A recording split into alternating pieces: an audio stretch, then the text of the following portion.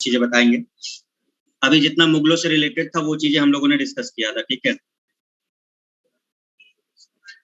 अब हम लोग का जो टॉपिक है वो है उत्तर मुगल काल, जिसको एक प्रकार से हम लोग उत्तर मुगल काल ही बोलेंगे, या फिर आप कह सकते हो मुगल साम्राज्य का विघटन। कि औरंगजेब के बाद एक्चुअल में क्या हुआ कि मुगल साम्राज्य अब उतना शक्तिशाली नहीं रह गया है, जो पहले था वो अब नहीं रह गया, ठीक है। तो जैसे आप देखोगे इसमें 1707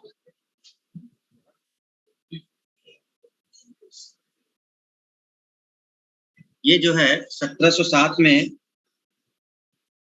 है ना, ये ऊपर वाला। तो डेट अगर आप देखो उत्तर मुगल काल में तो 1707 से 1857। तो एक प्रकार से अगर कहोगे तो इसको आधुनिक भारत में भी ले सकते हो, है ना। बट क्योंकि इसको मुगल काल से ही थोड़ा रिलेटेड है, इसलिए हम इसको आपको यहीं पे करा दे रहे हैं।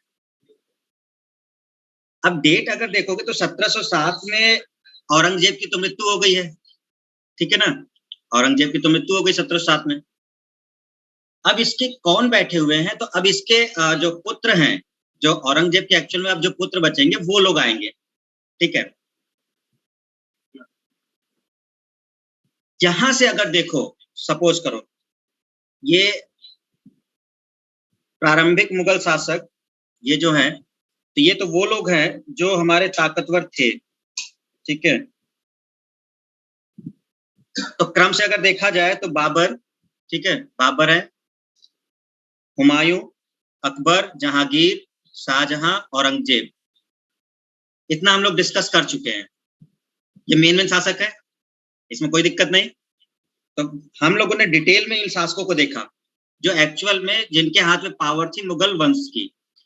अब इसके बाद जो गद्दी पे बैठा है बहादुर शाह, इसको हम अभी एक लाइन में देख लेते हैं, फिर हम आपको डिटेल बता देंगे कि बहादुर शाह के लिए क्या इंपॉर्टेंट था और जहादार शाह के लिए था। अभी आप देखिए कि कौन कौन शासक बना है इसके बाद। तो सबसे पहले यहाँ पर जो है वो बहादुर शाह है, ठीक है। ये गद्दी में बैठेगा किसके बाद, औरंगजेब के बाद। तो औरंगजेब के बाद ये होगा।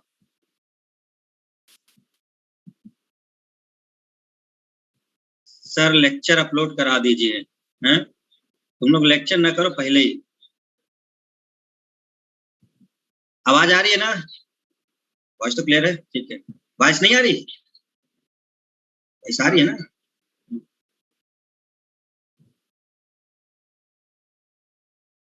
आ रही। हम्म, लेक्चर अपलोड हो जाएगा, परेशान ना हो, क्लास कर लो पहले। हाँ।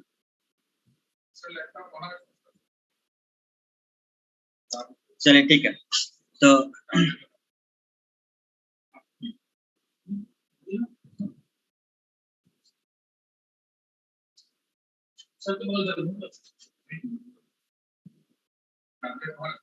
तो यहाँ पर अगर हम लोग देखते हैं तो बहादुर शाह जो है, बहादुर शाह पहले बैठा गद्दी पर, फिर उसके बाद कौन आएगा, जहांदार शाह आएगा। देखेंगे ये कौन लोग हैं।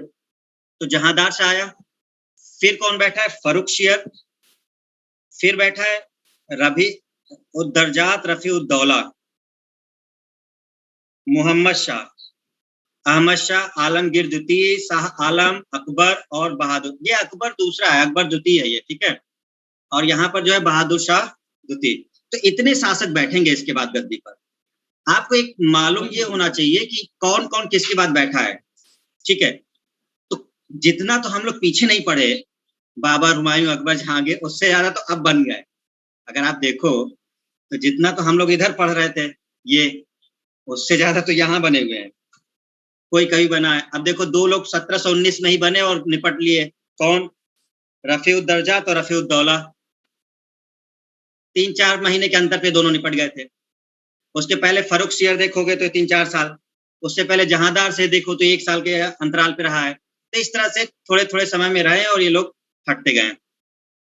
अच्छा, एक और बात इसमें से खास क्या है इनकी, कि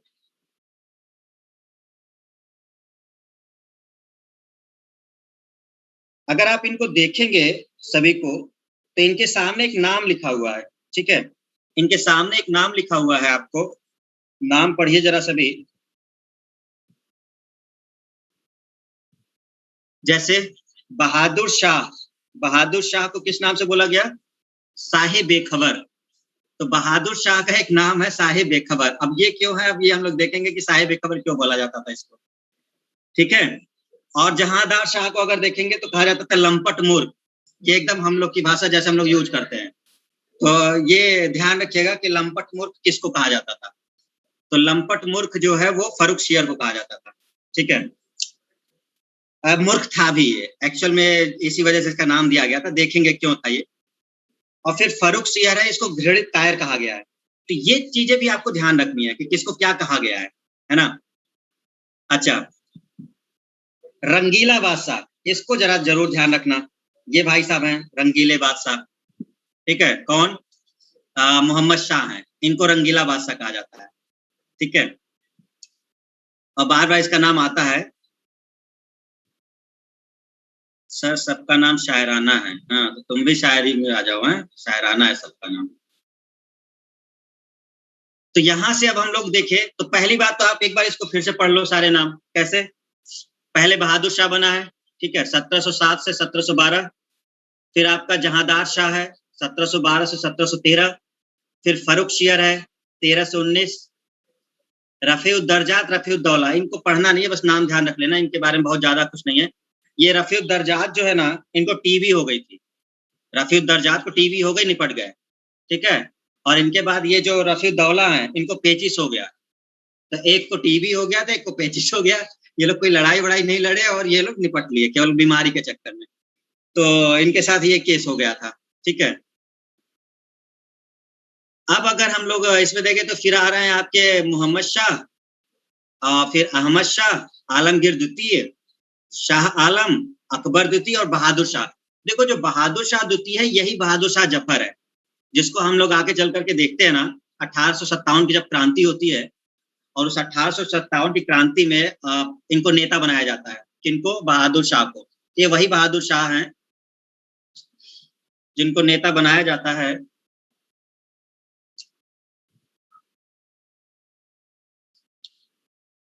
ठीक है, तो इनको नेता बनाया जाता है बहादुर शाह को। लेकिन जब 1857 की क्रांति दबा दी जाती है, तो इनको अंग्रेज क्या करते हैं, रंगून भेज देते हैं, रंगून। तो बाकी का जो जीवन है इनका बहादुर शाह का, वो रंगून में बीतता है, ठीक है। और वहीं पर इनकी मृत्यु होती है।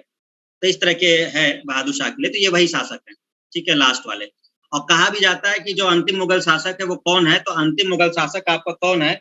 ये बहादुर शाह ही है, ठीक है। अंतिम मुगल शासक कौन है? बहादुर शाह है। बात क्लियर हुई सबको? तो ये बेसिक चीज थी, ठीक है। अच्छा, ये जो चीजें हैं इसको जरा ध्यान रखना कि इसी समय क्या चल रहा है कि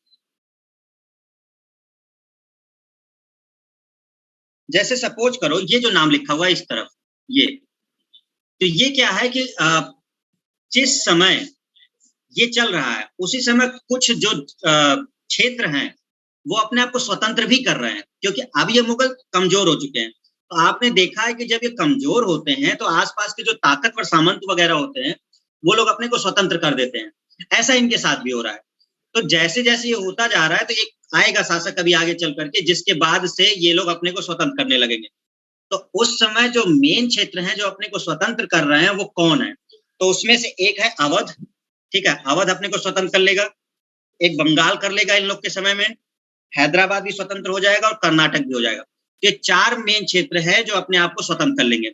और किसके नेतृत्व में? तो उनके सामने नाम लिखा हुआ है, जैसे सादत खां, ये अवध को स्वतंत्र कर लेगा।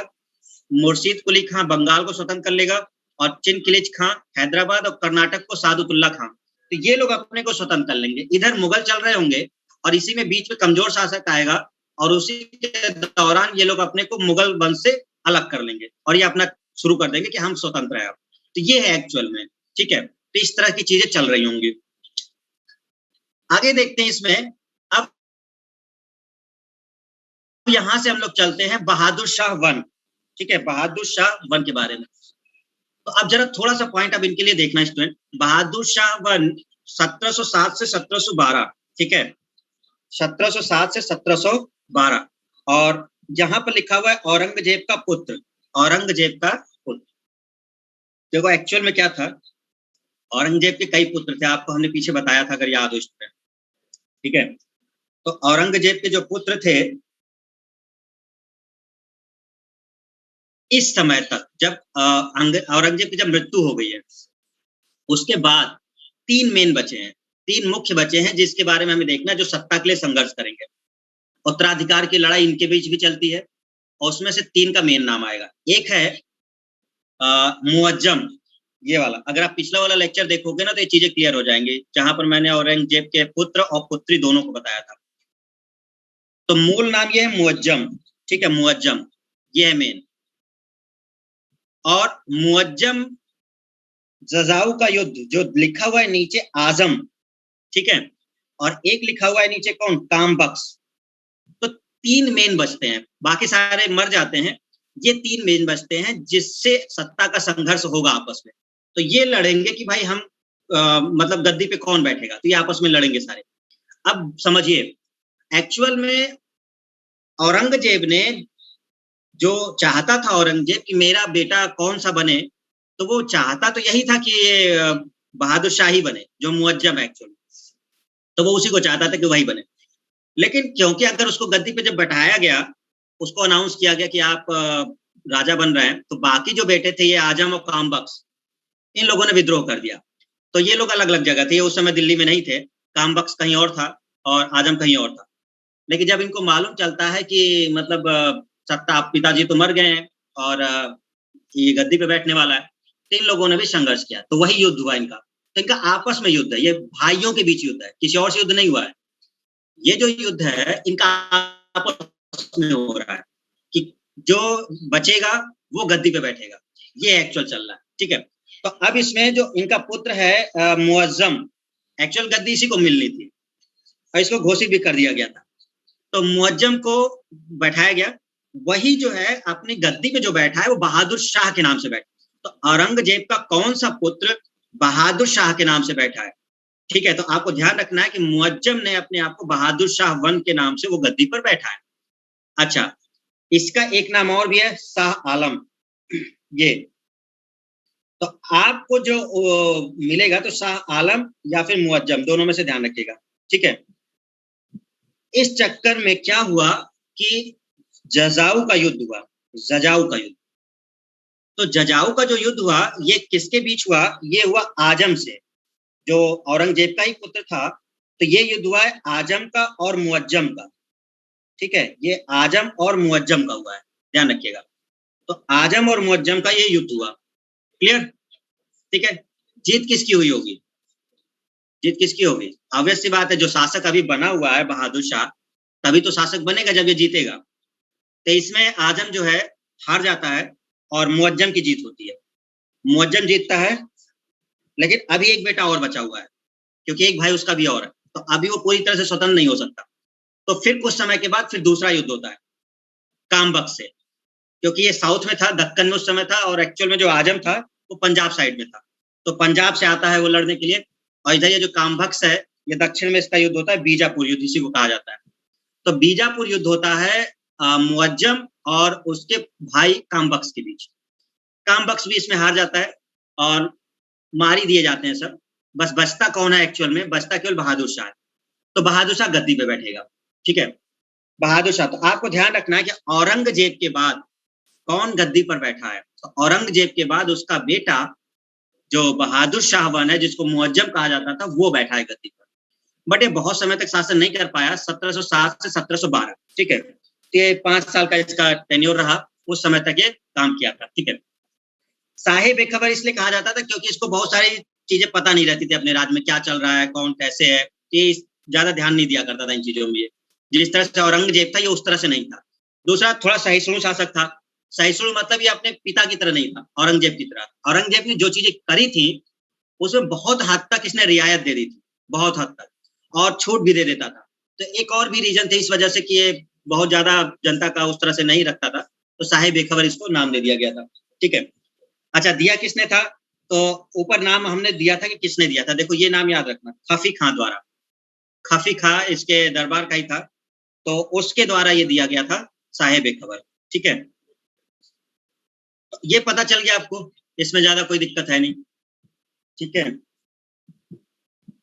चलो अब आते हैं जहांदार शाह। अब गद्दी पे बैठता है जहांदार शाह, ये बहादुर शाह का बेटा है, ठीक है। तो बहादुर शाह का जो बेटा है वो है जहांदार शाह, ये ठीक है। तो उसका बेटा ये, इसमें भी होता है कई, ऐसा नहीं कि इतनी आसानी से बैठ गया है, इसमें भी वही चल रहा था जो बहादुर शाह के बेटे थे उनके बीच चला है। लेकिन क्योंकि ये गद्दी पे इसलिए बैठ जाता है, इससे भी अच्छे थे, इससे भी अच्छे थे जो इसके बेटे थे, लेकिन गद्दी पे ये इसलिए बैठ जाता है क्योंकि इसका साथ दे देता है एक इसका जो दरबार में जो बहुत विश्वस्त आदमी था बहादुर शाह का, वो जुल्फिकार खां एक व्यक्ति था, सामंत कह लो सेनायक कह लो उसका। तो जो जुल्फिकार खां था वो एक्चुअल में किसके पक्ष में था? जहांदार शाह के था। तो बाकी बेटों को किनारे कर दिया जाता है बहादुर शाह के, और जुल्फिकार जहांदार शाह को बैठा देता है गद्दी पर, ठीक है। उत्तराधिकार के यहाँ भी चल रहा था, बट जहांदार शाह जो था वो उतना उस तरह का अच्छा ना शासक था, बिल्कुल ही कमजोर था, बट किसी तरह बैठा दिया गया बस। अब क्योंकि अब सामंत ही जब साथ दे दिए तो ऑब्वियस सी बात है बैठ गया गद्दी पर। लेकिन लंपट मूर्ख, जैसा कि कहा है, पता नहीं कहाँ से नाम लेके ढूंढ के आए ये लोग, उसको लंपट मूर्ख कह रहे हैं, मतलब उसको कह दिया कि एकदम में खराब है, कुछ भी नहीं है सही उसके लिए। तो लंपट मूर्ख, ध्यान रखिएगा, यही मेन पॉइंट है इनके लिए, जो मेन पॉइंट है बस वही बता रहे हैं हम, है ना, बहुत ज्यादा इधर उधर का पढ़ने की जरूरत नहीं है। राजरानी किधर, कहाँ चल दिए?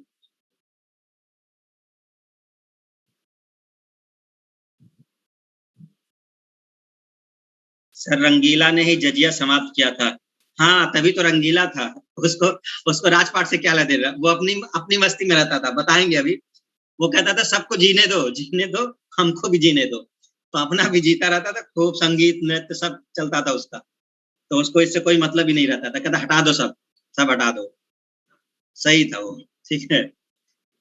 तो जुल्फिकार जहांदार शाह को बैठा देता है। अच्छा, तो जुल्फिकार को एक महत्वपूर्ण पद दे देता है जो जहांदार शाह है भाई, क्योंकि वही बैठाया था, तो कहता है तुमको अच्छा पद देते हैं, तो वजीर बना दिया था सीधे। पहले वजीर नहीं था जुल्फिकार, फिर वो उसको वजीर बना देता है, ठीक है। अच्छा, एक नाम है लाल कुंवरी नामक वैश्या, ये नाम आपको दिख रहा होगा, लाल कुंवरी, लाल कुंवरी नामक वैश्या के कारण चर्चित में। कहा जाता है कि ये इसके प्रेम में पड़ गया था जो जहांदार शाह था, इसीलिए लंपट मूर्ख है, क्योंकि ध्यान कुछ नहीं देता था, ठीक है। तो ये बहुत ही इसकी बदनामी हुई इस चक्कर में, जो वैश्या के चक्कर में पड़ गया था, लाल कुंवरी के चक्कर में, और फिर राजपाट वगैरह को ज्यादा ध्यान नहीं देता था। हाँ, तो स्त्री के चक्कर में पड़ना ही खतरनाक है, वो आप पूरी पुरानी कहानी है, आप जान ही रहे हो। ऐसा नहीं है, अगर स्त्री सही मिल गई तो फिर अलग बात है, आपका चांदी चांदी है, सोना चांदी सब आपका है, ठीक है। तो वो सब भी है, अब बड़ा रेयर है ना कि मिल जाए, पहली बार में तो गड़बड़ है। तो ये हो गया आपका, ठीक है। चलिए आगे बढ़ते हैं। तो दो बंधुओं के नाम ज्यादा इंपॉर्टेंट होते हैं, सैयद बंधु, इसको याद रखिएगा। ये क्वेश्चन कैसे पूछा जाता है आपको बता दें, ये जो ऊपर लिखा है, मुगल काल में राजा बनाने वाले किनको कहा जाता है? तो इन दो लोगों को कहा जाता है। इन लोगों ने कई लोगों को राजा बना दिया मुगल काल में, लेकिन पहले नहीं, जब वो मर गए मेन शासक उसके बाद। तो ये दो बंधु ऐसे हैं जो मिल करके किसी को भी गद्दी से उतार देते थे, और जिसको चाहते थे उसको राजा बनवा देते थे। तो इसलिए इनको कहा गया कि मुगल काल में जो है वो कौन है जो राजा बनाते थे, तो उनको कहा जाता था सैयद बंधु बोलते थे उन्हें। तो मुगल काल में राजा बनाने वाले, नाम देखो जरा क्या है इनका। तो सैयद बंधुओं का नाम है, एक का नाम है अब्दुल्ला खां, अब्दुल्ला खां, और दूसरे का नाम है हुसैन खां। तो एक का नाम है अब्दुल्ला खां और एक का नाम है हुसैन खां, याद कर लीजिए नाम इसको, ठीक है।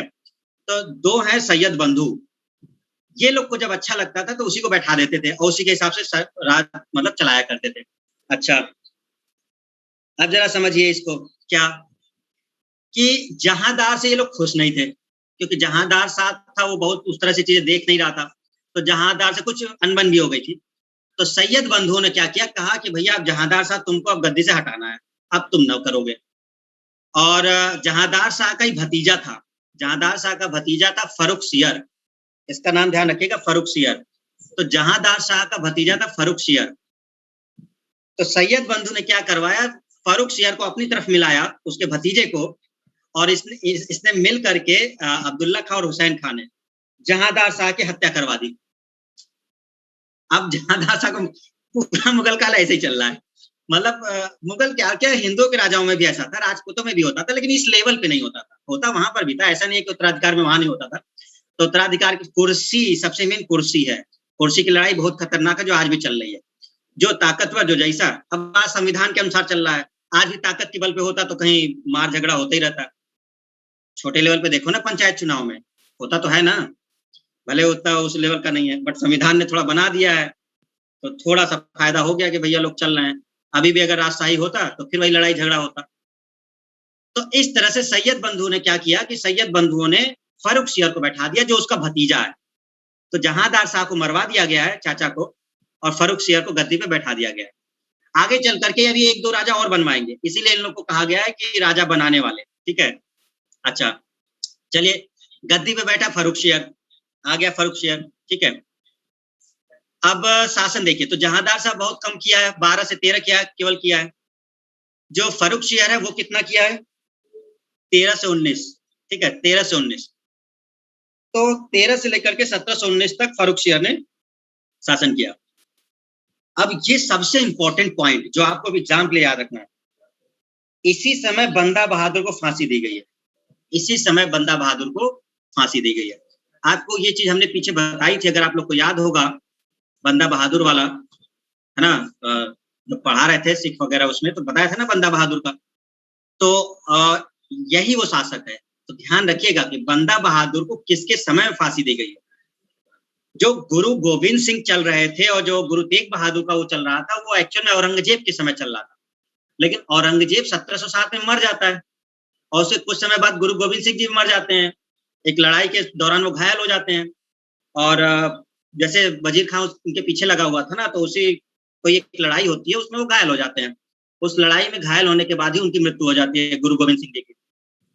और क्योंकि गुरु गोविंद सिंह जी के बेटों को ही मारा था, आपने देखा था वजीर खान ने उनके दोनों छोटे बेटों को दीवार में चिनवा दिया था, याद आया, जोरावर सिंह और फतेह सिंह, और फिर पीछे था। तो उन्हीं का बदला लेने के लिए बंदा बहादुर थे। तो बंदा बहादुर जो थे वो एक्चुअली एक ब्राह्मण थे। तो ये पहले साधु थे, संत थे, लेकिन ये गुरु गोविंद सिंह जी के संपर्क में आकर के फिर इन्होंने कहा कि नहीं, मैं आपका शिष्य बनता हूं और मैं इस चीज को आगे बढ़ाऊंगा। तो बंदा बहादुर फिर वही गए थे पंजाब में, और मारा था वजीर खां को, और जो था उस समय, तो उस समय करने के बाद, लेकिन फर्रुख सियर के समय में, जो फर्रुख सियर शासक जब बनता है, तब तक इस समय बंदा बहादुर जी को पकड़ लिया गया था, और इसी समय दिल्ली वगैरह ला करके इनको मार दिया गया था। तो 1716 में बंदा बहादुर को फांसी दे दी गई थी। ये एक सबसे इंपॉर्टेंट पॉइंट फर्रुख सियर का है, ये आपको भूलना नहीं है, ध्यान रखिएगा, ठीक है, पहला पॉइंट। अच्छा, दूसरा, 1717 में, क्योंकि देखो आधुनिक भारत हम बोल रहे हैं ना कि इस समय कंपनी वंपनी सब चल रही है भाई, 1717। तो इस समय अंग्रेजों को एक शाही फरमान दिया गया था। ये भी इंपॉर्टेंट है कि अंग्रेजों को शाही फरमान किस शासक ने दिया था, बंगाल में व्यापार करने के लिए। तो एक्चुअल में इसी समय क्या था कि बंगाल में व्यापार करने के लिए, फ्री व्यापार, की कोई टैक्स वगैरह ना लगे, इसके लिए फर्रुख सियर ने एक शाही फरमान जारी किया था। तो जब शाही फरमान जारी किया 1717 में अंग्रेजों को, तो किसने किया, फर्रुख सियर ने किया। क्या बोला कि अंग्रेजों को कि 3000 वार्षिक कर देकर बंगाल में व्यापार करने का अधिकार, मतलब कहा कि आप हमको मुगल सल्तनत को, अंग्रेजों से कहा कि आप मुगल सल्तनत को 3000 वार्षिक कर दीजिए, साल भर का टैक्स आप हमको 3000 दे दीजिए, हम आपको बंगाल में फ्री व्यापार करने की अनुमति दे रहे हैं, आपको कोई नहीं रोकेगा, आप बंगाल में जैसे भी व्यापार करना चाहते हैं आप करिए, बस हमको 3000 वार्षिक कर देते रहिएगा।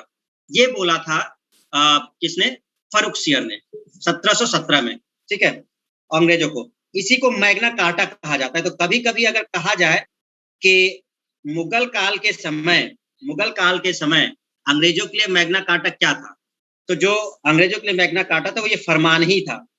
तो फर्रुख सियर ने जो शाही फरमान अंग्रेजों को दिया था, वो मैग्ना कार्टा ही कहा गया था। इस दौरान देखो, मैग्ना कार्टा कई प्रकार से नाम आएंगे, अभी आगे चल के भी आएगा, लेकिन ध्यान रखिएगा किस समय की हम बात कर रहे हैं। तो हम मुगल में फर्रुख सियर के समय की बात कर रहे हैं। तो जो इसका फरमान था उसको मैग्ना कार्टा कहा गया, ठीक है। राजा जयसिंह का नाम आपने सुना होगा, राजा जयसिंह को सवाई राजा जयसिंह की उपाधि यही मिली है। तो अब पूरा नाम इनका क्या हो गया था, तो पूरा नाम अब इनका एक्चुअल में हो गया था सवाई राजा जय सिंह, सवाई राजा जय सिंह। तो आज की डेट में हम लोग जब देखते हैं तो सवाई राजा सिंह देखते हैं पूरा नाम। तो सवाई जो नाम मिला है वो इसी समय मिला है, ध्यान रखिएगा, फर्रुखसियर के समय। ठीक है, तो फर्रुखसियर वाला बहुत इंपॉर्टेंट हमें जहां तक है कि इसको आपको याद रखना है, भूलिएगा मत, क्योंकि काफी इंपॉर्टेंट पॉइंट्स हैं। पहला पॉइंट अगर हम लोग देखें तो पहला पॉइंट क्या था इसके लिए? फर्स्ट पॉइंट, किसको फांसी दी गई है? बंदा बहादुर को। देवेंद्र क्या लिखे हो? हर्यकवंश। देवेंद्र मैसेज में क्या टाइप किए हो? हर्यकवंश।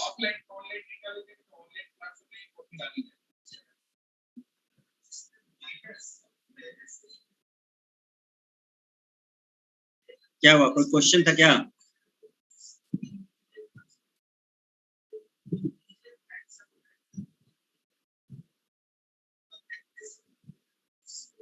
एक तो टाइप करने के बाद कुछ बताते नहीं है सर, बस टाइप कर दिया हर्यकवंश, बस खत्म।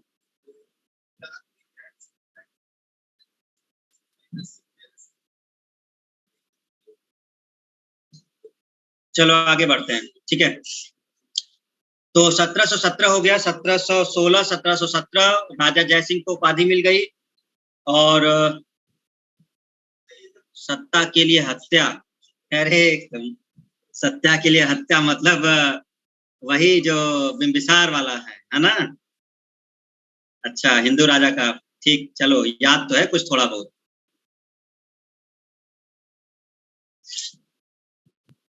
अब्दुल्ला खां, देखो सैयद बंधुओं को, जो सैयद बंधु हैं उनको एक मेन पद दे दिया गया। अब आप समझ ही गए होंगे, क्योंकि सैयद बंधु ही फर्रुखसियर को बनाए थे, तो ऑब्वियस सी बात है कि उनको पद तो मिलेगा ही।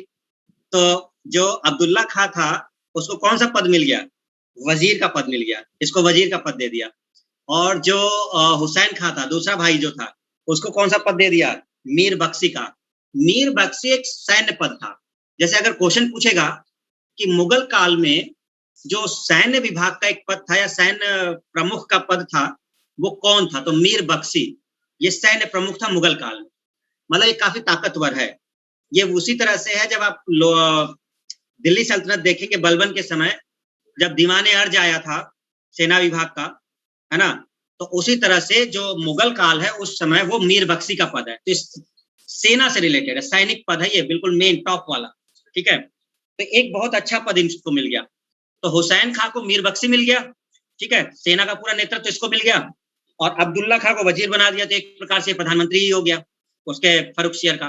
तो दोनों को एक बड़ा पद मिल गया, ठीक है। लेकिन आगे चल करके क्या होगा? फिर अनबन हो जाएगी सैयद बंधुओं की, तो ये फर्रुखसियर की फिर हत्या करवा देंगे और फिर ये अपने हिसाब से अपना नया शासक बनवाएंगे। तो यही है मेन। तो किसी के ऊपर भरोसा करते रहना है नहीं, अपनी तरफ से भी थोड़ा सा आपको रहना पड़ेगा। जय सिंह कौन है? राजा जय सिंह, राजा जय सिंह है भाई, राजा है और कौन है? राजा जय सिंह राजस्थान में, ठीक है। चलिए, क्लियर हुआ मुगल साम्राज्य का विघटन। तो हम लोगों ने देख लिया इसमें मेन मेन कि कौन किसके बाद आया है। तो अभी हमने 3 शासक की बात कर ली। एक हमने बात कर ली देखो बहादुर शाह की, दूसरी हमने बात कर ली जहांदार शाह की, तीसरी बात कर ली हमने फर्रुखसियर की। अब 2 लोगों के बारे में ज्यादा करना नहीं है, रफीउद्दर्जात और रफीउद्दौला, इसको हम यही समझा देते हैं। असल में रफीउद्दर्जात और रफीउद्दौला को भी सैयद बंधुओं ने ही बनवाया। जब फर्रुखसियर की हत्या करवाया है, फर्रुखसियर की जब हत्या हुई है, तो उसके बाद 2 शासक बने हैं, रफीउद्दर्जात और रफीउद्दौला। लेकिन वो बीमारी से मर गए, तो फिर सैयद बंधु कुछ कर ही नहीं पाए। तो फिर उन्होंने मोहम्मद शाह को बनवाया है। तो मोहम्मद शाह को भी बनवाने वाले सैयद बंधु हैं। तो सैयद बंधु ने कितने शासकों को बनवा दिया? 4 को बनवा दिया। देखो, एक फर्रुखसियर को, फिर फर्रुखसियर की हत्या हुई तो ये 2 लोग बने, रफीउद्दर्जात और रफीउद्दौला। और फिर कौन बना? मोहम्मद शाह। मोहम्मद शाह मरवा देगा इनको। मोहम्मद शाह कहता है, मोहम्मद शाह रंगीला बादशाह जो वही है ना, आएगा तो कहेगा कि इनको निपटा दो, यही बहुत शासक बनवा रहे हैं। पता चला हमको भी मरवा के अगला शासक किसी और को न बनवा दे, तो इन लोग को ही मरवा देते हैं, सीधे सीधे काम खत्म, मैं ही शासक रहता हूँ। तो देखो काफी शासन किया है, इसीलिए मोहम्मद शाह का शासनकाल देखो जरा, 19 से 48, देख लिया। इनने निपटा दिया था सैयद बंधु को, लो तुम लोग का काम है खत्म, तुम लोग बहुत इधर उधर कर लिए हो, मरवा करके दूसरे को बनवा देते हो, तो इसने उनको निपटा दिया। ठीक है, तो ये ऐसी चीजें चल रही हैं। चलिए बस जहां तक आपका ये पॉइंट हुआ, आगे बढ़ते हैं हम लोग। तो अब हम लोग अगला देखेंगे मोहम्मद शाह।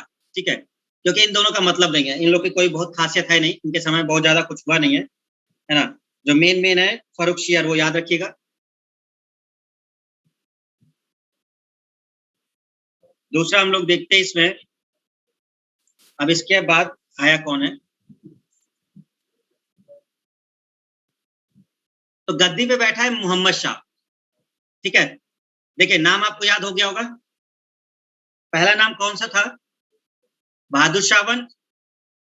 ठीक है, कोशिश करना कि क्रम से याद रखना। कभी कभी क्वेश्चन यहाँ उत्तर मुगल काल से एक तरह का क्वेश्चन आता है, कैसा, मैचिंग वाला आता है या क्रम वाला आता है, यहाँ से मेन क्वेश्चन वही रहते हैं, कौन सा शासक उसके बाद, तो ये याद रखना बड़ा जरूरी है इनके लिए। अब आता है गद्दी पर मोहम्मद शाह। ठीक है, 1719 से 1748, ये बहुत इंपॉर्टेंट है, यहां से आपके क्वेश्चन बनने के चांस बहुत ज्यादा है, क्योंकि इसी के समय एक आक्रमण होगा नादिर शाह का। ठीक है, तो मोहम्मद शाह पहला पॉइंट, रंगीला बादशाह कहा जाता है, याद हो गया, रंगीला बादशाह है। ठीक है, अब देखो रंगीला बादशाह क्यों है, यहां जरा देखो इधर दाहिने साइड, पढ़ो क्या लिखा है, पढ़ो सब लोग, तुम लोग खुद पढ़ लो, हमको पढ़ने की जरूरत नहीं है, तुम लोग खुद ही पढ़ लो।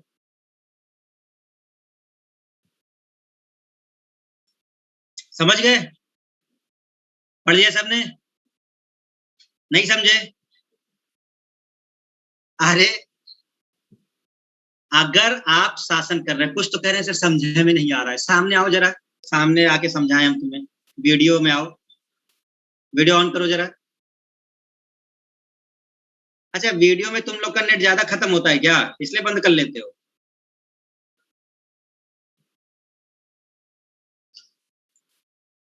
अब एक बात बताइए, हम शास हम शासक नहीं है, ठीक है, हम अपना एग्जाम्पल नहीं लेंगे, किसी और को बना लेते हैं।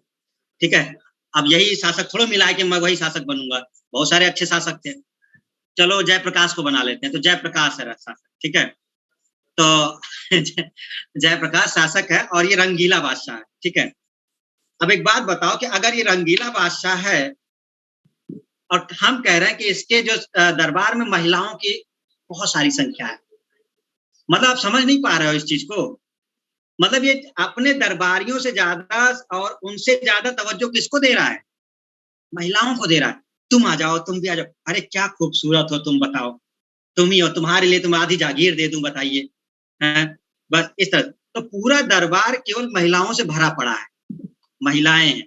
ठीक है, और मुगल काल में जो हिजड़े हैं, वैसे एग्जैक्ट सब तो ये ठीक नहीं है, लेकिन अब क्या करें, तो वो हैं, तो ये कोई नई बात नहीं है किन्नर, ये बहुत पहले से चला आ रहा है भाई, मैं पूरा मुगल काल खत्म कर दिया, बाबर से लेकर के, बाबर का 14 साल का बाबरी जिसके उस पर नाम बनाया उसने, वो क्या था, अलाउद्दीन खिलजी, जो पीछे जाओगे तो उस पर भी आपने देखा, तो ये है पूरा। तो अब हम इससे ज्यादा डिफाइन नहीं करेंगे, ठीक है, समझ जाओ बस, इतना दिमाग तुम लोग के पास है जी। तो पूरा जो दरबार था वो इसमें बता, तो नाच गाना यही सब चलता रहता पूरे दरबार भर में, सत्ता जाए एक तरफ, देखा जाएगा जो होगा, हम अपना जिएंगे। तो एक से एक जो पूरे पूरे राज्य भर की जो भी महिलाएं थी, हिजड़े थे, वो सब इसके दरबार में थे, वो जो पसंद होता था उसको बुला लेता था, चलो तुम सबसे बड़ी नर्तकी, चलो तुम्हारा 2 घंटे नृत्य होगा, शुरू हो जाओ, नृत्य करो। ठीक है, तुम गाना सुना तो तुम गाना गाते हो, पता करो कौन सबसे अच्छा गाना गाता है, बुलाओ उसको दरबार में। अब वो भैया, उसको बुलाया गया कि चलो साहब ने बुलाया है, तो दरबार में पहुंच जाते थे, तो ये चला करता था। इस चक्कर में गड़बड़ क्या हो गई, गड़बड़ ये हो गई कि अब ये सत्ता पे ध्यान नहीं दिया, किस पे ध्यान नहीं दिया, राज करने पे ध्यान नहीं दिया, क्योंकि ये बड़ा गड़बड़ हो गया। ये क्वेश्चन आया हुआ क्वेश्चन है, ये पूछा गया क्वेश्चन है, पीसीएस का क्वेश्चन है ये, क्योंकि ये अकेले रंगीले बादशाह थे जो ऐसा किए थे, इसके अलावा कोई नहीं किया था। ठीक है, तो अब इनको गड़बड़ हो गई, ये पूरा सेना उना पे ध्यान नहीं दे रहे थे, राज करने पे ध्यान नहीं दे रहे थे, यहाँ चीजें गड़बड़ थी।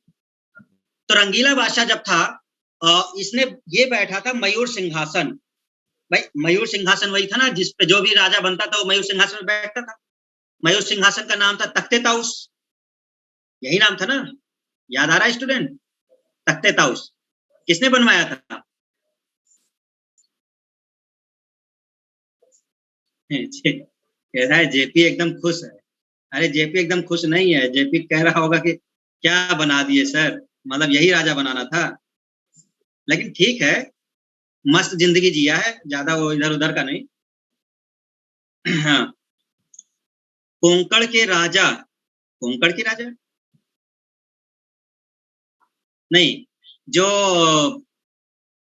मयूर सिंहासन जो बनवाया वो शाहजहां को जाता है ना, से शाहजहां बैठता था ना, और वो मयूर सिंहासन पे वो कोहिनूर हीरा जड़वाया था उसने, ठीक है, तो शाहजहां को श्रेय जाता है। तो अब ये क्वेश्चन याद रख लेना, अंतिम शासक कौन है बैठने वाला? कौन है? मोहम्मद शाह। बताओ क्यों? क्योंकि इसके बाद सिंहासन गायब हो जाएगा। अब सिंहासन ही नहीं बचेगा तो बैठोगे कहाँ? क्योंकि नादिर शाह आएगा, उड़ा के लेके चला जाएगा, तब सिंहासन ही नहीं है, तो अब करोगे क्या? तो ये बेचारे अंतिम है, चलो कम से कम सिंहासन पे बैठने का मौका इनको मिल गया था। तो अंतिम मुगल शासक जो सिंहासन पे बैठा है मयूर सिंहासन पर, वो मोहम्मद शाही है, ठीक है। तो एक इंपॉर्टेंट पॉइंट ये हो गया। एक हो गया रंगीला बादशाह, सैयद बंधु को मरवा दिया। क्यों मरवा दिया? क्योंकि वो जानता था अगर नहीं मरवाएंगे ये हमें मरवा देंगे, इनने निपटा दिया और अपनी जिंदगी शान से जीने लगा, बिल्कुल ठीक है। ये वही वाली एक कहावत है ना, यत जीवेत घृतम पिबेत, और ये संस्कृत में एक श्लोक है, जब तक जियो घी खाते रहो, घी पीते रहो, भले तुमको ऋण लेके पीना पड़े, भले उधार लेके पीना पड़े। एक संस्कृत का श्लोक है कि मतलब शान से अगर जीना है तो आप खाइए पीजिए खूब, भले आपको क्या है ऋण लेके खाना पीना पड़े। बट इसके आगे भी एक श्लोक है, उसको कोई याद नहीं करता, बस इस दो लाइन को करके और कहता है सर यही कहा गया है। तो आधी अधूरी जानकारी खतरनाक होती है, इसके आगे भी दो लाइन होती है जो समझाया गया है। अब जो इस लाइन को पढ़ के केवल ये कहेगा मैं तो उधार लूंगा कल से चालू, कल से 20 लाख उधार लेता हूँ, राजशाही जीवन चालू, और उसके बाद आप निपट गए बीच में, पूरा 20 लाख का कर्ज आपके परिवार को। तो आगे भी दो लाइन है, उस श्लोक को भी पढ़ा जाता है। तो रंगीला बादशाह इस तरह का था, ठीक है। चलिए आगे देखते हैं। अब समझिए जरा, यही वो समय है जब अवध अलग हो जाएगा, बंगाल अलग हो जाएगा, हैदराबाद स्वतंत्र हो जाएगा। यही है वो शासक रंगीले बादशाह। जब इनका पकड़ पूरे उससे समाज से छूट जाएगा तो एक एक करके सब अपना अलग करते चले जाएंगे स्वतंत्र। ध्यान रखिएगा। तो किसके समय में मुगल सत्ता से ये क्षेत्र स्वतंत्र हो रहे हैं? ये रंगीले बादशाह के क्षेत्र में। और अंतिम रूप से जजिया किसने हटाया है? रंगीला बादशाह। सपोज करो कोई एक राजकुमारी है, वो आई और वो बड़ी इनको प्रिय है, आते उसने कहा जहां पना मैं आपकी बहुत प्रिय हूं ना। तो रंगीले बादशाह ने कहा बिल्कुल, अरे आप है बिल्कुल, सोना चांदी बाबू सोना सब आप हैं। तो अब जैसे ये कहा तो भैया वो खुश, उन्होंने कहा कि बस एक काम करना है आपको। कहते हैं क्या? ये देखिए बहुत परेशान है, ये सब चीजें गड़बड़ है, जजिया वजिया हटवा दीजिए, है ना, इससे बड़ा दुख हो रहा है, मेरे लोग भी कुछ जानने वाले हैं। कहते बस इतनी सी बात, तुमने क्या कह दिया, लो हटा दिए, लो फरमान जजिया हटाओ कल से, जजिया खत्म। तो रंगीला बादशाह जो है उसने जजिया को हटा दिया है। अब ये मत समझना कि बहुत अच्छा है, ये तो गलतफहमी कभी पालना ही नहीं, ठीक है। हम उतने उसमें जा नहीं रहे, अच्छा कोई नहीं है सब, लेकिन उनमें वो उतना कट्टर नहीं है बस, ठीक है। तो थोड़ा सा ये उस तरह से है। अच्छा, ये चीजें हो गई मेन। अब आते हैं हम लोग नादिर शाह, जिसको याद रखना है, ये है नादिर शाह, भूलना मत। सब भारत की तरफ आते थे। अब भारत की तरफ आते क्यों थे? सब गरीब वाले देश, अफगानिस्तान से लेकर के जो उधर तुर्कमेनिस्तान है, उधर सब किर्गिस्तान, सब आज भी देखो भारत चले आते हैं लोग। तो नादिर शाह आया। नादिर शाह ईरान के क्षेत्र से आया, ठीक है। ईरान के क्षेत्र से नादिर शाह ने आक्रमण कर दिया, ठीक है। अच्छा, 1739। अब आपको याद रखना है कि नादिर शाह का भारत पे आक्रमण कब हुआ है। तो भारत पे आक्रमण हुआ है 1739 में, इसको याद कर लो, ठीक है। इसको कहा जाता है ईरान का नेपोलियन। ये छोटे छोटे पॉइंट है जो आपको एग्जाम के लिए याद रखने, बस वही हमने रखा है। तो इसको ईरान का नेपोलियन कहा जाता है, ठीक है।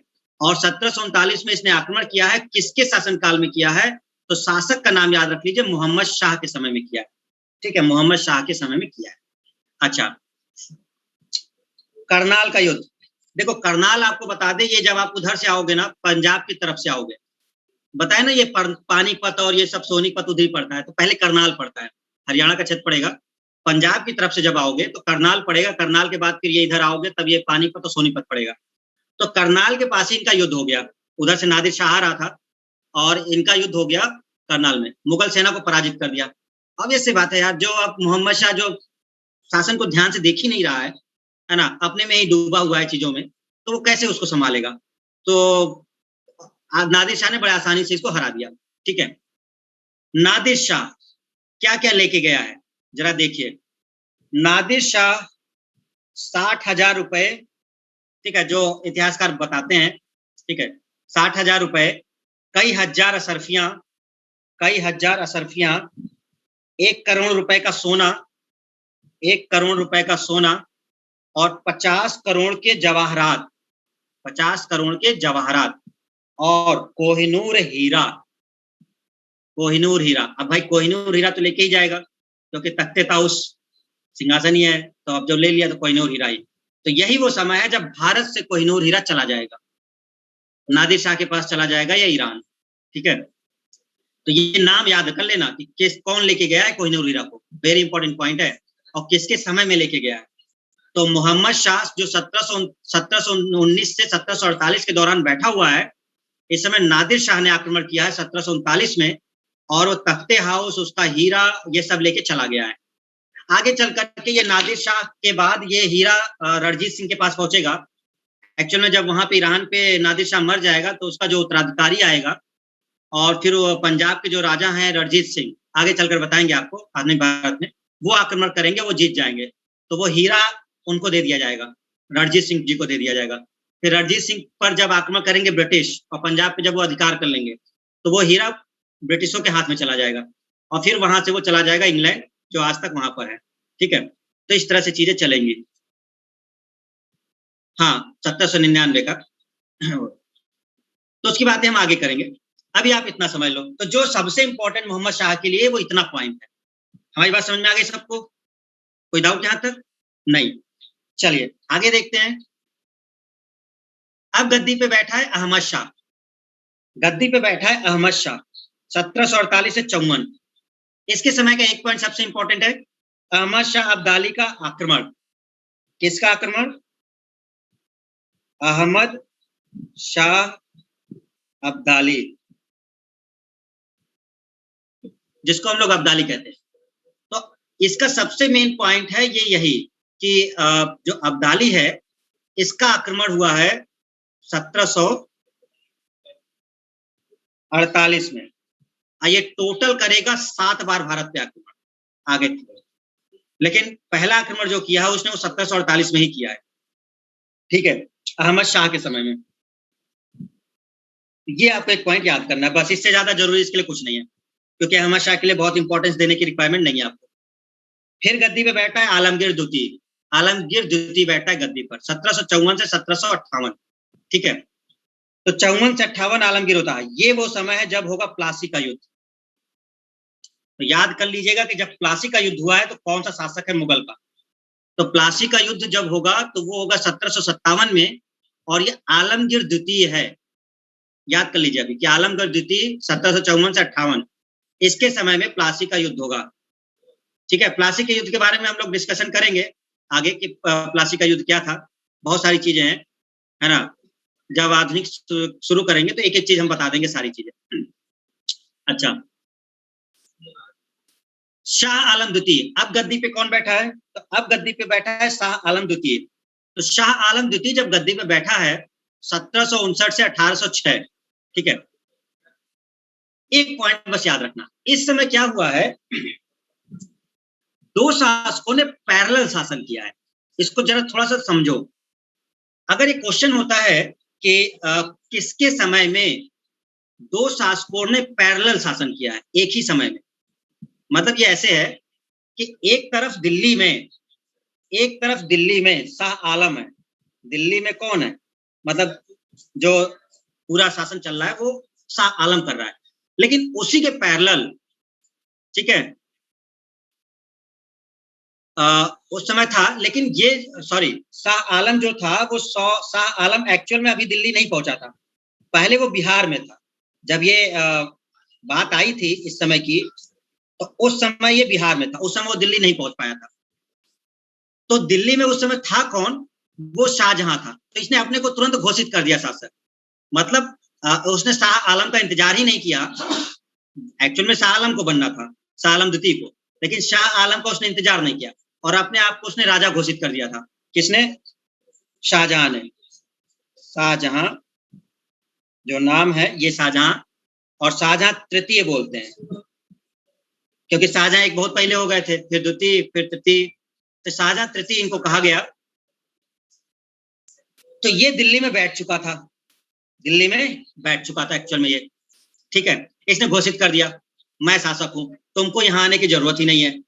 मतलब इसने सीधे शाह आलम को बोल दिया तुमको यहाँ आने की जरूरत नहीं है, यहाँ आओगे युद्ध होगा, लड़ाई होगी, बेकार में होगा। तो ऐसा करते हैं कि अब क्योंकि मैं दिल्ली में बैठ चुका हूं, तो मैं तुम्हारे ऊपर आक्रमण नहीं करूंगा, तुम भी कोशिश करो कि जहां पर हो वहीं से तुम शासन कर लो।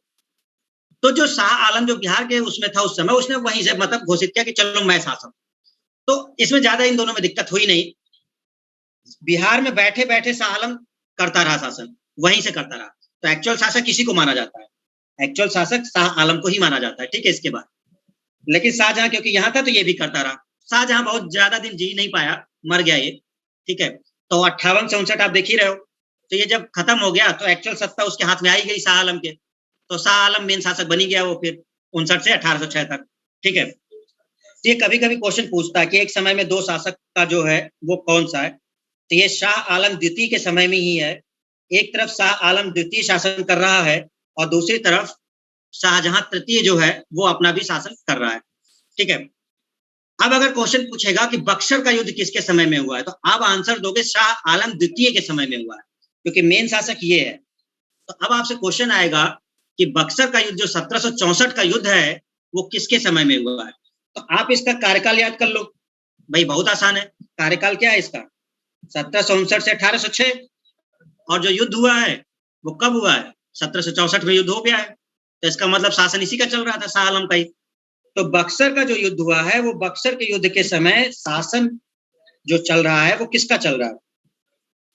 शाह आलम द्वितीय का चल रहा है, ठीक है। अच्छा, और इसी के समय हुआ है पानीपत का तृतीय युद्ध, 1761। 1761। चलिए आपसे हम एक क्वेश्चन पूछते हैं स्टूडेंट, अगर तृतीय युद्ध पानीपत का 1761 में हुआ है तो इसके पहले का जो द्वितीय युद्ध है वो कब हुआ था? पानीपत का द्वितीय युद्ध कब हुआ था? क्योंकि अगर पानीपत का तृतीय युद्ध 1756 में हुआ, 1761 में हुआ है, चलो हिंट तो हम खैर दे ही दिए है ना, बस उसमें थोड़ा सा ईयर जोड़ना है। अगर पानीपत का तृतीय युद्ध 1761 में हुआ है तो द्वितीय युद्ध कब हुआ है? कई लोग लिख रहे हैं 1556। अच्छा, ज्योति 1556, 1556, मतलब कुल मिला के क्लियर है आपको। तो पानीपत का तीनों युद्ध आप लोग को पता है, पहला युद्ध आप समझ गए थे, दूसरा युद्ध और तीसरा युद्ध। तो ये जाकर के पानीपत का तीसरा युद्ध होता है आपका 1761 में। इसको डिटेल में हम लोग डिस्कस करेंगे। और इसी समय एक खतरनाक संधि होगी, इलाहाबाद की संधि, अंग्रेजों के साथ होगी। लॉर्ड क्लाइव है इस समय। तो जब लॉर्ड क्लाइव आएगा उसी समय के, ये समय का चल रहा है ये, ठीक है। तो लॉर्ड क्लाइव के समय ही आपका बक्सर के बाद इलाहाबाद की संधि होगी, जिसमें संधि होगी, 2 संधियां होंगी इसमें, ठीक है, 65 में। उसका हम डिस्कशन आपसे करेंगे आगे चलकर। और शाह आलम का वास्तविक नाम अली गौहर है। तो ये कभी क्वेश्चन अगर आए, भाई ये सब चीजें थोड़ा ध्यान देने वाली बातें है ना, ओरिजिनल नाम क्या था, ये क्या था, तो अली गौहर नाम था इसका वास्तविक नाम। चलिए आगे देखते हैं। अच्छा, अब अगर एक मन में देखो वही चीज है ना कि जब ये बिहार में था, ये जब बिहार में था तो ये दिल्ली पहुंचा क्यों नहीं? तो एक्चुअल में जो शाहजहां को हेल्प कर रहा था वो एक वजीर था, ये है वजीर गाजीउद्दीन। वजीर गाजीउद्दीन ये शाहजहां को सपोर्ट कर रहा था, तृतीय को। इसी ने मतलब पूरा बंद रख कर रखा था कि आपको यहाँ पे आना ही नहीं है। शाह आलम को सीधे निर्देश दे दिया था, यहाँ आओगे तो ऑब्वियस से बात है हम युद्ध कर देंगे और आप हो सकता है लड़ाई हार भी जाए। तो यही मेन रीजन था जिसकी वजह से शाह आलम ने यहाँ आने की कोशिश नहीं की थी उस समय। जब शाहजहां तृतीय मर गया तो फिर शाह आलम सत्ता पे आ गया था। 1803 पे दिल्ली पर अंग्रेजों का अधिकार, ये वो समय है जब ये इलाहाबाद की संधि वगैरह हो चुकी है, तो मुगल के हाथ में अब कुछ नहीं है, ठीक है ना। मुगल के हाथ से अब सब चीजें लगभग जा चुकी हैं, वो नाम मात्र के शासक रह गए अब केवल। अब पूरी चीजें जो एक्चुअल में अंग्रेजों के हाथ में आ चुकी हैं सही तरीके से। तो अंग्रेजों का दिल्ली के लाल किले पे अधिकार हो जाता है, लाल किला जो आपका है, और शाह आलम वहीं पर था। तो शाह आलम को सीधे कह दिया जाता है कि अब आप एक्चुअल ऐसा है कि आप पेंशन लीजिए केवल, मतलब पेंशन का मतलब कि आप केवल अंग्रेजों के संरक्षण में रहेंगे, आप कोई शासक नहीं है, आप नाम मात्र के आप हैं तो, लेकिन जो चीजें चलेंगी वो अब हमारी कंपनी की चलेंगी, हमारे अकॉर्डिंग चलेगा, आप स्वतंत्र नहीं है अब। तो यहाँ से ये चीजें गड़बड़ हो जाती हैं और जो मुगल शासक है अब वो उनके संरक्षण में आ जाएंगे, ठीक है। तो ये चीजें चलती है। तो 1803 में दिल्ली पर अंग्रेजों का अधिकार हो गया। ये वो समय है जब मुगल इनके अधीन हो जाएंगे। अब कोई भी मुगल शासक स्वतंत्र नहीं है पूरी तरीके से, ठीक है। फिर गद्दी पे बैठता है अकबर द्वितीय। अकबर द्वितीय बैठता है 1806 से 1837 तक, ठीक है। इसको बैठाया जाता है अकबर द्वितीय को। इसके लिए केवल एक पॉइंट है, राजा राम मोहन राय जो हैं, राजा राम मोहन राय, इनको राजा की उपाधि मिली थी। पहले वो राम मोहन राय हैं, तो उनको राजा की जो उपाधि है वो इसी ने दी है, अकबर द्वितीय ने दी है। अब इसके लिए भी कहानी है कि उसने ये उपाधि क्यों दी थी। तो एक्चुअल में क्या था कि आपने पीछे देखा कि जब संधि वगैरह हो चुकी है और जो शाह आलम है, शाह आलम द्वितीय, वो एक प्रकार से अंग्रेजों के अधिकार में ही है। तो ये इंग्लैंड एक जो महारानी है उनको ये संदेश भिजवाता है शाह आलम द्वितीय कि यहाँ पे मेरे ऊपर बहुत अत्याचार हो रहा है और यहाँ जो कंपनी है वो मुझे बहुत सारे अधिकार नहीं दे रही है, ठीक है, और बहुत प्रताड़ित कर रही है। तो इस चीजों को लेकर के वो एक मैसेज भेजना चाहता था महारानी के पास, इंग्लैंड। तो इसके लिए उसने राजा राम मोहन राय को चुना था। तो राजा राम मोहन राय जो थे, इनको उन्होंने उसने कहा कि आप जाइए मेरी तरफ से और मैं आपको राजा की उपाधि देता हूँ। तो इस तरह से ये चीजें बढ़ी थी। तो राम मोहन राय जो थे उनको राजा की उपाधि मिली और उसी को भेजा था उन्होंने, ठीक है, उन्हीं को। अकबर द्वितीय का जो पुत्र है बहादुर शाह द्वितीय, ये है लास्ट शासक। तो अकबर द्वितीय का जो पुत्र है बहादुर शाह जफर, ये अंतिम शासक है मुगल वंश का, क्योंकि अब ये गद्दी पे बैठेगा और फिर 1857 की क्रांति के बाद इसको रंगून भेज दिया जाएगा, जहां पे इसकी जेल में मौत हो जाएगी पेंशन पे। तो आप एक बात समझ लो कि जब पेंशन यहीं से चल रही है वापस, भाई पेंशन किस किस से चल रही है, शाह आलम से ही चल रही है, क्योंकि अंग्रेजों के अधिकार में तो आ ही चुका है। तो ऑब्वियस से बात है, जो बहादुर शाह जफर है अब ये पूरे अंग्रेजों के पेंशन पे ही जी रहा है, ठीक है। ये है दिल्ली के लाल किले में ही, बहादुर शाह जफर को दिल्ली के लाल किले में ही है, क्योंकि जब 1857 की क्रांति होगी तो जो सैनिक जाएंगे मेरठ से, जो सैनिक विद्रोह करके जाते हैं, तो वो दिल्ली के लाल किले पर ही जाते हैं, दिल्ली के लाल किले पे वो अधिकार कर लेते हैं और बहादुर शाह जफर को अपना नेता मानते हैं। फिर उसी समय अंग्रेज वापस दिल्ली के लाल किले को जीत लेंगे और उस समय कहते हैं कि अब आप बहुत गड़बड़ कर रहे हैं बहादुर शाह जफर, आपको लाल किले में भी रहने की जरूरत नहीं है। फिर वो उनको उठाएंगे और उनको सीधे रंगून भेज देंगे और दिल्ली पे एक्चुअल अधिकार अब अंग्रेजों का ही रहेगा, वहां से अब शासन चलेगा। तो ये है अंतिम शासक बहादुर शाह द्वितीय या बहादुर शाह जफर। बात समझ में आई हमारी सभी को? तो ये बहुत ज्यादा इसमें कुछ नहीं है, इसमें छोटे छोटे पॉइंट है केवल उत्तर मुगल काल में। मेन तो तब आएगा जब इसमें ये सब चीजें आएंगी, अंग्रेजों का आएगा, जैसे बक्सर का युद्ध मेन निर्णायक आएगा, इधर पानीपत का तृतीय युद्ध ये बहुत इंपॉर्टेंट है, इधर आपकी जो इलाहाबाद की संधि है ये बहुत इंपॉर्टेंट है, जो ये होगी संधि, है ना, ये सारी चीजें बदल देगा पूरा। तो ये सब चीजें ऐसी हैं जो इस समय की सबसे इंपॉर्टेंट होगी। तो आपको बस इतना याद रखना है कि किसके समय में क्या हुआ है, बस ये याद रखना कि किसके समय में हुआ क्या है। जैसे अगर हम आपसे कहें पहला शासक कौन है जो औरंगजेब के बाद जो बना है, तो औरंगजेब के बाद कौन बना है, जल्दी बताइए। बहादुर शाह वन, बहादुर शाह वन बना है, ठीक है। फिर कौन बना है?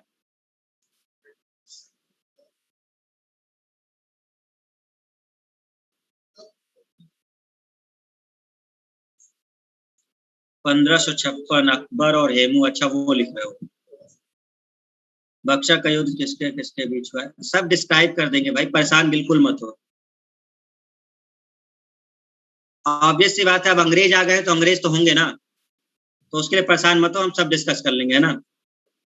हम उसमें अभी इसलिए नहीं जा रहे बक्सर में क्योंकि फिर डिटेल में है, एक लाइन में हम नहीं बताना चाहते, पूरी चीजें बताएंगे क्या हुआ था, कैसे उसका इम्पैक्ट पड़ा, है ना। क्या चीजें थी?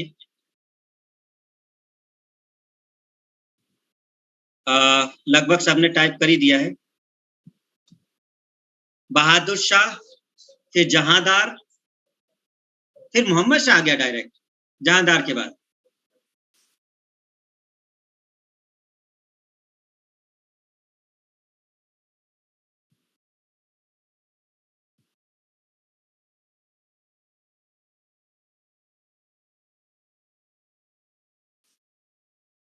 पहला कौन बनेगा भाई? पहला बहादुर शाह बनेगा, दूसरा कौन बनेगा? जहांदार शाह, तीसरा कौन बनता है? फर्रुख शेर बनता है। कौन बनता है? फर्रुख शेर। उसके बाद फिर उसके बाद कौन बनता है? दो लोग बीच में आते हैं जो मर जाते हैं, है ना? दो लोग बनते हैं ना, रफी दर्जात और रफी उद्दौला। फिर उसके बाद कौन आता है? मोहम्मद शाह। और फिर आप देख ही रहे हो कि मोहम्मद शाह के बाद कौन लोग आएंगे। फिर अहमद शाह आएगा, फिर कौन आएगा? आलमगीर द्वितीय आएगा, फिर शाह आलम आएगा। चलिए, तो ये सिंपल है। अभी हम आपसे लास्ट में क्वेश्चन पूछेंगे कुछ। सौरभ ने देखो पूरा टाइप ही कर दिया भैया। बहादुर शाह, जहांदर शाह, फर्रुख शेर, रबी उद्दर्जात, रबी उद्दौला, मोहम्मद शाह, अहमद शाह, आलमगीर द्वितीय, है ना? फिर शाह आलम, और शाह आलम के बाद कौन? अकबर द्वितीय, और फिर बनेगा लास्ट में बहादुर शाह जफर। चलिए, तो जल्दी से बहादुर शाह जफर का भी देख लेते हैं, लास्ट जो इसका है, और फिर इसको देखते हैं।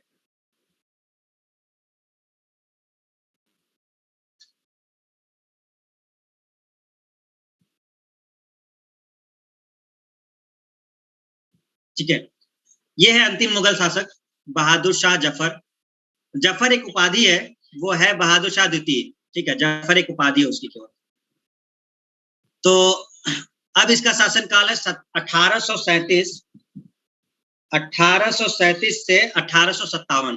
ठीक है, क्योंकि 1857 के बाद ये चले जाएंगे रंगून, और बहुत समय बाद वहां पे रहेंगे। तुरंत नहीं मरेंगे, काफी साल तक जेल में रहेंगे, फिर मरेंगे। ठीक है, बहादुर शाह जफर को ईस्ट इंडिया कंपनी की ओर से प्रतिमाह 1 लाख रुपए पेंशन।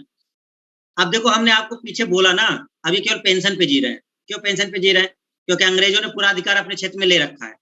ठीक है, और वो शाह आलम के समय से ही सब चीजें गड़बड़ हो गई हैं। ठीक है, तो अब ये प्रतिमाह 1 लाख पेंशन पा रहे हैं, तो कम थोड़े ना है भाई। उस समय 1 लाख मिल रहा है 1 लाख वो पेंशन पा रहे हैं, जी रहे हैं। बट गड़बड़ तो है, क्योंकि शासक से आप अगर एक पेंशन भोगी बन जाएंगे, जहां आप पूरे उस पर शासन कर रहे थे, तो गड़बड़ तो खैर है ही है भाई। ठीक है, चलिए कोई नहीं। 15 लाख रुपए की उनके अन्य परिसंपत्तियों के किराए के तौर पर और 1,000 रुपए पारिवारिक खर्च के तौर पर मिलते थे। तो 1 लाख रुपए उनको पेंशन तो मिलती ही थी, लेकिन इनको इसके अलावा कई सारे खर्चों के लिए भी पैसे देते थे अंग्रेज, जो कंपनी थी। तो उसमें से 15 लाख भी अलग से मिलता था, कुछ खर्चे वगैरह जो थे, और 1,000 रुपए पारिवारिक खर्च के लिए, कि अपना पर्सनल जो कुछ हो घर के लिए, उसके लिए। इसका निर्णय बस ये, मतलब इसका परिणाम बस एक चीज है कि ये पेंशन पे जी रहे हैं। इतना आपको याद रखना है कि अंग्रेजों की जो ईस्ट इंडिया कंपनी है, उसके पेंशन पे है। ये स्वतंत्र नहीं है, ये अधिकार में है, उनके संरक्षण में है, और अंग्रेज उनको पैसा दे रहा है। बस इतना आपको, इतना पॉइंट याद रखना है। ठीक है, 1857 की क्रांति होती है, जिसमें ये नेता चुने गए थे। लेकिन उसमें जब क्रांति दबा दी गई, तो क्रांति दबाने के बाद इनको फिर बंदी बना लिया गया, और इनको किले से निकाल करके रंगून भेज दिया गया है, जेल। वहां पर इनकी मृत्यु हो जाएगी। तो रंगून में ही 1862 में इनकी मृत्यु होगी। ठीक है, इब्राहिम जौक असद उल्ला खां गालिब उसके कविता के शिक्षक थे, मतलब कविताएं वगैरह भी करता था। ठीक है, शायरी वगैरह करता था, काफी अच्छी शायरी करता था बहादुर शाह जफर।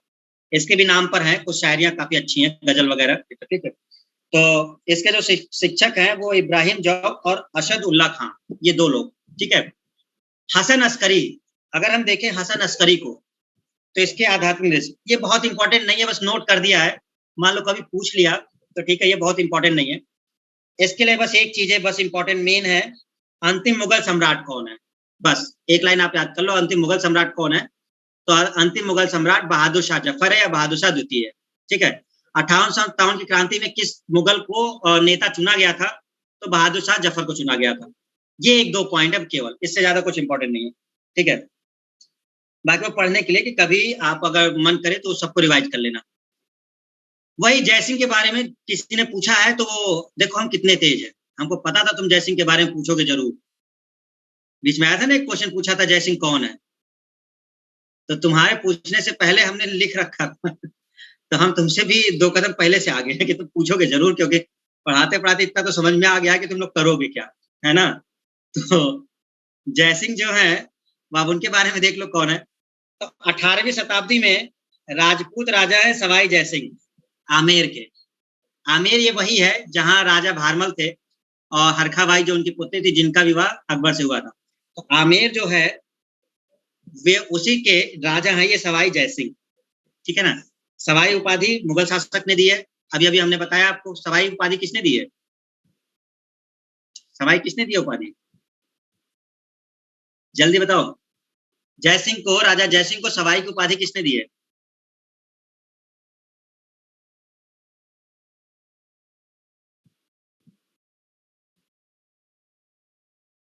मोहम्मद शाह, मोहम्मद शाह ने दी है। तुम लोग कुछ भी टाइप करते हो।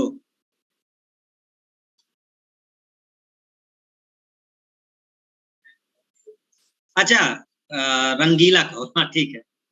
हाँ। कोई कह रहा है मोहम्मद शाह ने दी है, कोई कह रहा है आलमगीर है, कोई कह रहा है फर्रुख शेर ने दी है। भाई महान हो तुम लोग।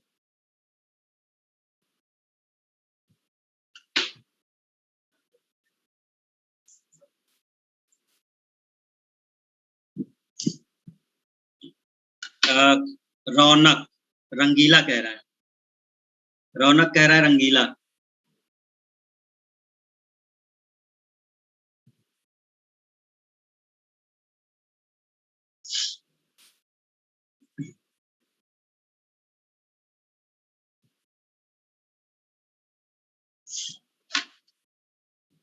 इसमें सही आंसर जो है वो हम बता दें, जिन लोगों ने फर्रुख शेर टाइप किया है, जिन लोगों ने फर्रुख शेर टाइप किया है वो सही है।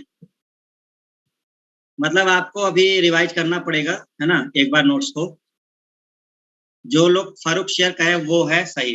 फर्रुख शेर ने दिया था राजा जयसिंह को तो सवाई की उपाधि, ठीक है।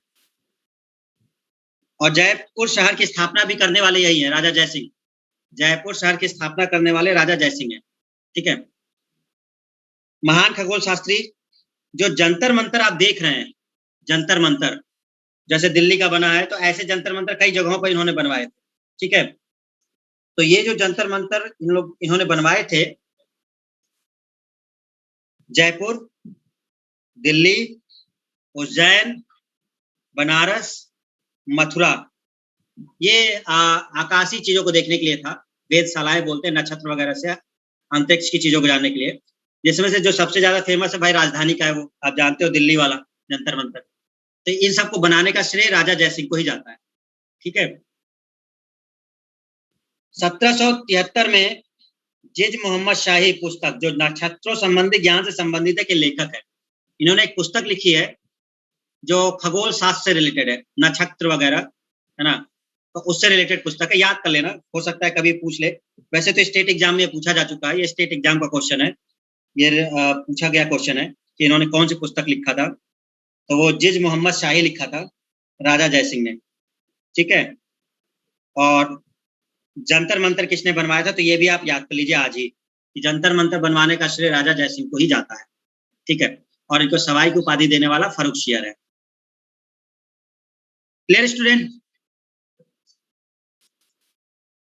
कह दो इन हर कह दो इन हसरतों से कहीं और जा बसे, इतनी जगह कहाँ है दिल ये दागदार में, बहादुर शाह जफर। अरे भाई साहब, सौरभ कहाँ से उठा के लाइन ले आए?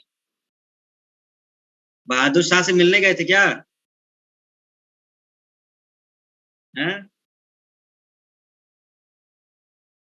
ठीक है, सही है। हाँ वही है। तो वो क्या करता था शायरी ना, बहादुर शाह जफर। अच्छी शायरियां थी उसकी भी। हाँ, इतनी जगह कहाँ है दिल ये दागदार है। अरे यार, तो दिल, मतलब दिल में कोई और है, तुम्हारे लिए जगह ही नहीं है। दिल में कोई पहले और से बैठा हुआ है, तुम्हारे लिए कोई जगह ही नहीं है यहाँ पे, है। ठीक, चलिए। तो ये मेन बात है, ये उत्तर मुगल काल है। और बहादुर शाह के समय से ये खत्म हो जाएगा, क्योंकि अब मुगल आएगा नहीं। अंतिम शासक आपके बहादुर शाह जफर ही हैं, ठीक है। इनकी मृत्यु के साथ ही कंप्लीट हो जाएगा, अब मुगल काल का नाम ही नहीं आएगा। फिर आपका कंपनी ईस्ट इंडिया कंपनी तो चल ही रही थी, फिर ब्रिटिश क्राउन आ जाएगा 1857 के बाद, सीधे इंग्लैंड से शासन चलने लगेगा, है ना। ये चीजें हैं, तो ये मुगल काल से रिलेटेड सारी चीजें कंप्लीट हुई, जो मेन था सब बता दिया हमने आपको, जितना आपको काम से काम रखना था, ठीक है। कल एक लेक्चर हम और लेंगे मुगल काल में, उसमें हम आपको थोड़ा सा कंक्लूजन बताएंगे, पूरा सार। कल वाला इसलिए ले रहे हैं जिसमें ये चीजें डिस्कस होंगी कि जो पुस्तक वगैरह लिखी गई हैं इस दौरान, ठीक है, वो इंपॉर्टेंट है, कल की क्लास करना जरूर। वो ऑब्जेक्टिव के लिए इंपॉर्टेंट होगा, क्योंकि मुगल काल में पूरा हम वो देखेंगे बाबर से लेकर के अभी तक का, बहादुर शाह तक का, पुस्तकें कौन सी लिखी गई हैं, साहित्य क्या था जो इंपॉर्टेंट है, और उस समय चित्रकला का क्या था, कौन मेन उस समय उस्ताद थे चित्रकला के, संगीत का पूरे मुगल काल में कौन मेन उस्ताद था। तो एक कंक्लूजन टाइप का एक कल का लास्ट वीडियो रहेगा मुगल काल का, फिर इसके बाद ये खत्म हो जाएगा, फिर उसके बाद हमारा आधुनिक भारत शुरू होगा, ठीक है ना। तो कल वाली क्लास आप लोग देख लीजिएगा, तो यहाँ से हम लोग कंप्लीट करते हैं। चलिए अब हम कुछ क्वेश्चन 2 मिनट बस पूछ लेते हैं, फिर उसके बाद हम क्लास को खत्म करते हैं। जल्दी जल्दी आंसर दीजिए, 2 मिनट के लिए सब लोग सामने आ जाओ। हाँ, रंगीला बादशाह कहाँ गए? हाँ, हटा लिया, देखो वो गायब हो गया, कहता है मैं नहीं आऊंगा सामने। हाँ, ठीक, मीनू, आशा, श्यामधर, मंजय, सृष्टि, इस समय सबके चेहरे एकदम अच्छे लग रहे हैं, सुबह से तो ज्यादा अच्छे लग रहे हैं, है ना, सुबह वाले से ज्यादा अच्छे लग रहे हैं, तो ठीक है। सौरभ, आरती, जब तक हम क्वेश्चन पूछते हैं आंसर भी देते रहना आप लोग। आंसर क्वेश्चन ये है कि कौन से ऐसे बंधु हैं जो जिनको मुगल उनका कहा जाता है शासक बनाने वाला, कौन से ऐसे 2 बंधु हैं जिनको कहा जाता है कि इन्होंने ये शासक बनाते थे?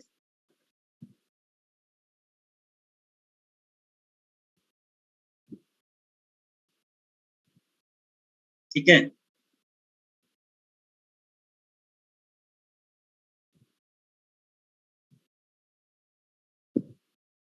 डीपीपी सेंड कर दीजिए सर, लेक्चर अपलोड करा दीजिए। ये सब आंसर नहीं दे रहे पहले, बस डीपीपी सेंड कर दीजिए, ठीक है, डीपीपी सेंड करा देंगे। सैयद बंधु, सैयद बंधु, वेरी गुड, ठीक है। सैयद बंधु को किसने मरवा दिया था? सैयद बंधु को किसने मरवा दिया था? सैयद बंधु को किसने मरवा दिया था?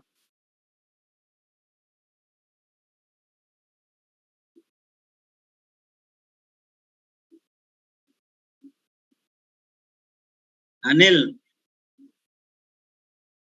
श्रुति, आरती, मीनू, ज्योति, दिनेश,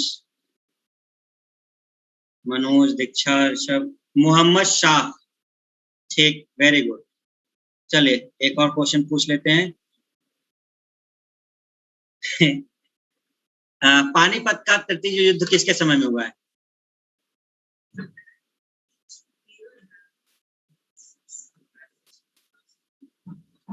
पानीपत का तृतीय युद्ध किसके समय में हुआ है?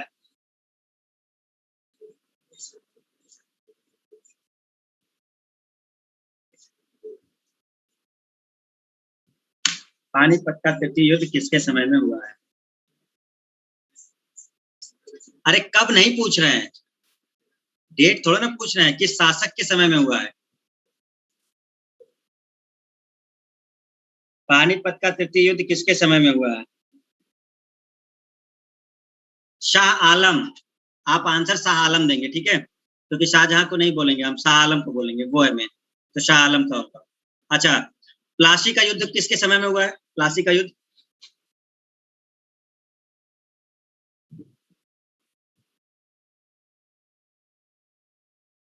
प्लासी का युद्ध किसके समय में हुआ है?